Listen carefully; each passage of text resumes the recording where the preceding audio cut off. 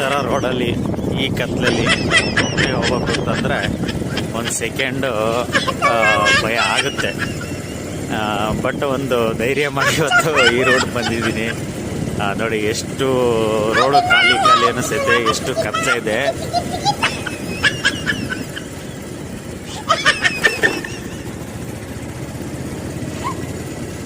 ಯಾವುದೋ ಒಂದು ಗಾಡಿ ಬರ್ತಾ ಇದೆ ಆ ಕಡೆಯಿಂದ.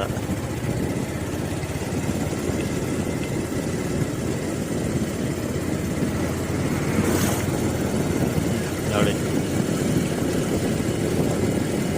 ಇನ್ನೂ ಬೆಂಗಳೂರು ಇಂಪ್ರೂವ್ಮೆಂಟ್ ಆಗೋದಿದೆ. ನೋಡಿ ಎಷ್ಟು ಕಾಲಿದೆ, ಒಂದು ಸೆಕೆಂಡ್ ಭಯ ಆಗುತ್ತೆ.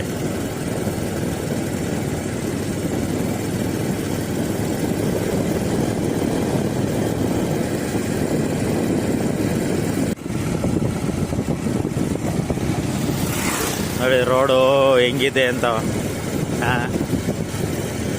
ಇಷ್ಟೊತ್ತಿನಲ್ಲಿ ಯಾವನ್ ಏನು ಮಾಡಿದ್ರೆ ಯಾರು ಕೇಳೋರಿಲ್ಲ ಇಲ್ಲಿ ರೋಡಲ್ಲಿ.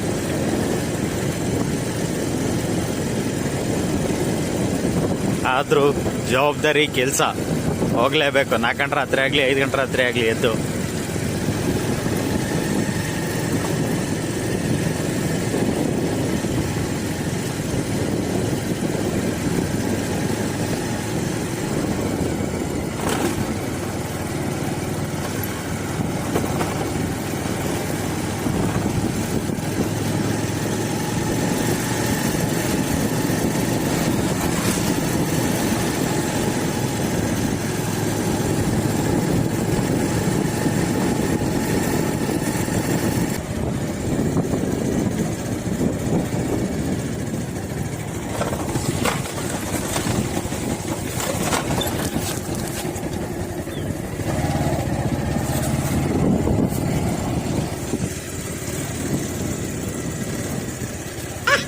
ಎಲ್ಲರೂ ಹೇಳ್ತಾರೆ ಹಿಂಗೇನಪ್ಪ ಅಂಗಡಿನಲ್ಲಿ ಆರಾಮಾಗಿ ಕುತ್ಕೊಂತೀಯ ಅಂತ.